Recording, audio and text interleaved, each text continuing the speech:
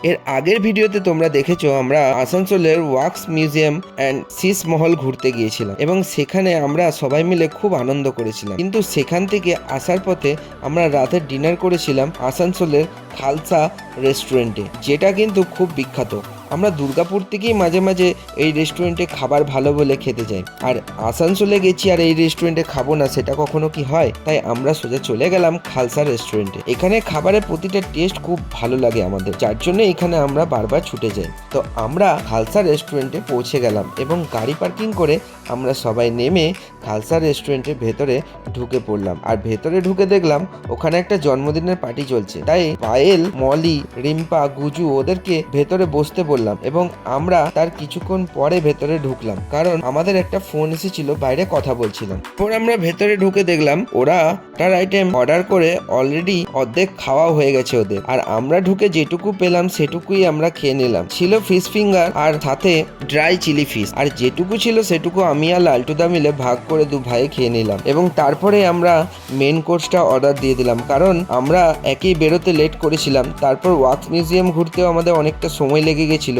তাই অনেকটাই রাত হয়েছিল। এরপর আমাদেরকে বাড়ি ফিরতে হবে। আর আমরা মেন কোর্সে অর্ডার করে নিয়েছিলাম একটা ফিশ চাউমিন আর একটা মিক্স চাউমিন, সাথে তন্দুরি রুটি, বাটার পনির মশলা, চিলি চিকেন এবং একটা স্পেশাল চিকেন চাপ বানায় এরা, যেটা চিকেন লেগ পিস দিয়ে এক পিসই থাকে এবং ডিম দিয়ে খুব সুন্দরভাবে গ্রেভিটা তৈরি করা থাকে, যেটা লালটুদা অর্ডার করে নিয়েছিল নিজের জন্য পার্সোনালি।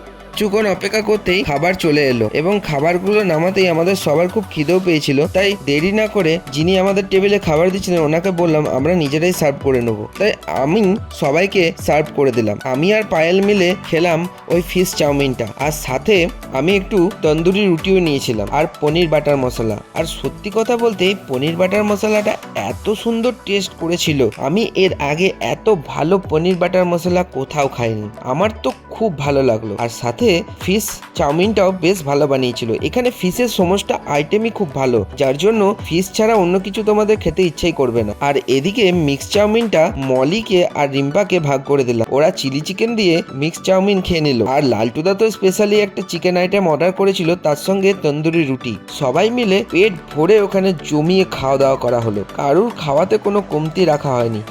আমরা সেখানে খাওয়া দাওয়া কমপ্লিট করে পেট ভর্তি করে আমরা খুব আনন্দ করে ছবি তুলে ওখানে খাবারের বিল মিটিয়ে আমরা ওখান থেকে বেরিয়ে পড়লাম সোজা লালটুদাদের বাড়ির উদ্দেশ্যে, কারণ আমরা লালটুদাদের বাড়ি থেকেই ওখানে গেছিলাম, আর তাই আমরা লালটুদার বাড়িতেই ফিরবো। অনেক রাত হয়েছে, তাই রাস্তাও ফাঁকা হয়ে গেছে। ফাঁকা রাস্তায় গাড়ি চালিয়ে বেশ আরাম, খুব স্পিডে আমরা তাড়াতাড়ি বাড়ি পৌঁছে গেলাম। এভাবেই আমরা সন্ধ্যেটা খুব মজা করলাম সবাই মিলে। ওয়াক্স মিউজিয়ামও ঘুরেছিলাম, যেটার ভিডিও তোমরা আগে দেখেছো, আর সাথে আমরা খালসা রেস্টুরেন্টে এত সুন্দর সুস্বাদু খাবারও আমরা খেলাম। তোমরা যারা খালসা রেস্টুরেন্ট চেনো না তাদেরকে বলে দিই, আসানসোল যেতে NH2 এর একদম ধারেই সিটি রেসিডেন্সি পেরিয়ে, অর্থাৎ দুর্গাপুর থেকে আসানসোল দিকে যেতে সিটি রেসিডেন্সি পেরিয়েই খালসা রেস্টুরেন্ট তোমরা দেখতে পাবে। এবং যারা এখনো খালসা রেস্টুরেন্টে যাওনি, আমি বলবো একবার খালসা রেস্টুরেন্টে যাও, ওখানকার খুব টেস্টি খাবারও তোমরা একবার টেস্ট করে এসো, খুব ভালো লাগবে। এবং যদি যাও আর ওখানকার খাবার যদি সত্যিই তোমাদের ভালো লেগে থাকে, তাহলে অবশ্যই আমাকে কমেন্ট করে জানিও।